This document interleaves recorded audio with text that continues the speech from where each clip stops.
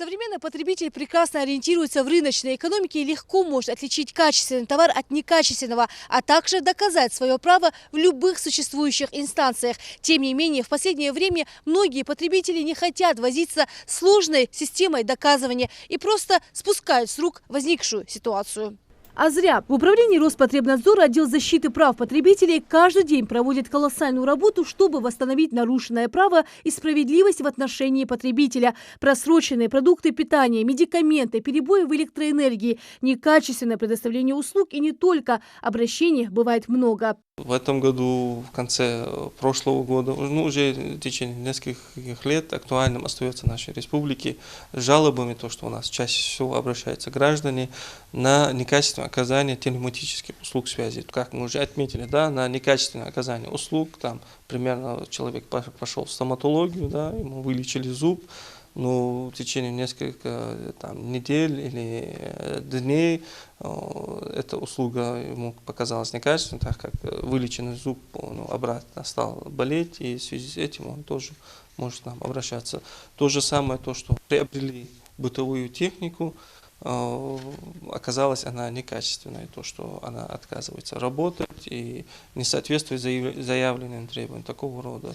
С 2021 года управлением Роспотребнадзора рассмотрено 15 дел о нарушении прав потребителей. По всем вынесено положительное решение суда. Свои права можно и нужно отстаивать, считает Абу-Башир Дударов. 2 месяца назад мужчина выиграл суд и получил полное денежное возмещение и материального, и морального ущерба. Из-за перебоев электроэнергии у него сгорела практически вся бытовая техника. 2 телевизора, миксер, стиральная машина, мясорубка и не только. Абу-Башир обратился в энергетическую службу, приложив все доказательства и экспертизы. Пробовал решить дело без суда. Не нашел понимания и тогда обратился в управление Роспотребнадзора. Обратился в высшую инстанцию, нашу республиканскую суд.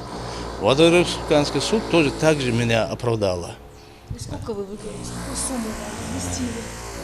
Сумма секрет. Весь ущерб вам возместили, да? Мне весь ущерб возместили. Хватило купить все, что сгорело? То, что сгорело, хватило, как раз хватило. Первый раз я обратился бы, если я и первый раз бы выиграл бы. Не по моей вине. Вы советуете людям вот всегда? Конечно, сам. Я не то, что советую, надо обращаться. Пускай они работу свою выполняют качественно. Сумма в размере 185 тысяч рублей возмещена с учетом трудностей, с которыми столкнулась семья Дударовых без техники. Если бы служба решила вопрос до суда, цена вопроса была бы намного меньше и не тянулся бы процесс почти 1,5 года. Сотрудники Роспотребнадзора говорят, доказательная система довольно сложная. Именно поэтому многие потребители, чьи права нарушены, отказываются от заявления, когда дело почти выиграно. Тем более закон совершенствуется с каждым годом. В последнее время в закон о защите прав потребителей вступили некоторые изменения. Теперь обменять или возвратить товар можно в течение 15 дней. В группу таких товаров также входят сложные, это компьютеры и автомобили. Нарушаются права потребителей часто и в продуктовых магазинах и торговых точках. Самым опасным просроченным продуктом является молочка. Нарушением прав потребителей являются также таблички в магазинах о невозможности возврата или обмена товара. Если вы купили некачественный товар и продавец отказывается его принимать обратно, нужно написать ему письменное заявление с претензией в течение 10 дней. Продавец должен его рассмотреть. К примеру, претензия – это когда йогурт просроченный, они невкусные. В магазине висит объявление, да, проданный товар обмену и возврату не подлежит. Это прямое нарушение закона о защите прав потребителей. Есть определенный перечень продукции, которые в течение 14 дней, как мы уже отметили, можно или возвратить, или обменять.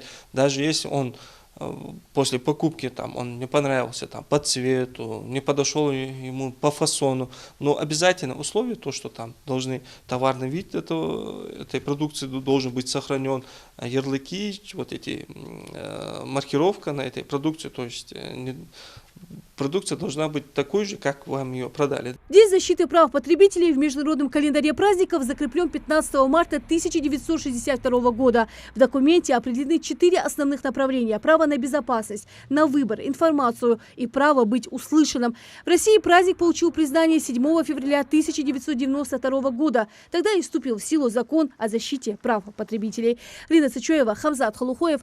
Новости 24.